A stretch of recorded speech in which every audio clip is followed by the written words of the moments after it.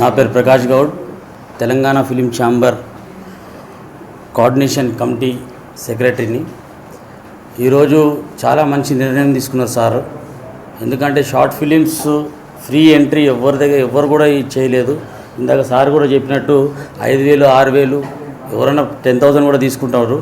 కానీ ఫ్రీగా అందరికీ డైరెక్టర్స్ కానివ్వండి, యాక్టర్స్ కానివ్వండి, ఫ్రీగా ఎంట్రీ ఇచ్చి వాళ్ళని ఎంకరేజ్ చేసి వాళ్ళని ఇంకా ముందుకు తీసుకురావాలని చెప్పి సార్ తీసుకున్న తాపత్రయం.